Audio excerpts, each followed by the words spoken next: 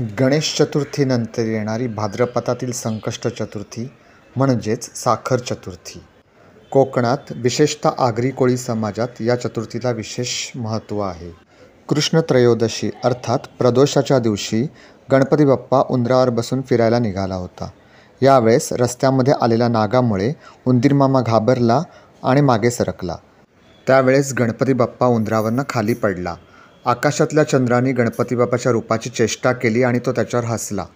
रागवलेल्या गणपती बाप्पाने चंद्राला श्राप दिला की तुझं सौंदर्य नष्ट होईल आणि तुझं तोंड कोणीही पाहणार नाही. स्वतःचं तेज नाहीसं झालेलं पाहून चंद्राला पश्चाताप झाला आणि त्यांनी गणपतीची क्षमा मागितली. देवराज इंद्र आणि इतर देवगणांनीही येऊन गणपतीची स्तुती केली आणि चंद्राला उशाप देण्याची प्रार्थना केली. मंगलमूर्तीने आपल्या श्रापाची तीव्रता कमी केली आणि केवळ गणेश चतुर्थीच्या दिवशी जो चंद्राचं तोंड पाहिल त्याच्यावर चोळीचा आळ येईल असा उशाप दिला. त्यासोबतच कृष्ण चतुर्थी अर्थात संकष्टीच्या दिवशी जो कोणी चंद्रपूजन करून त्याला अर्ध्यदान देईल आणि मग माझी पूजाही करेल त्याच्यावर मी कोणतंही संकट येऊ देणार नाही असं वरही दिला.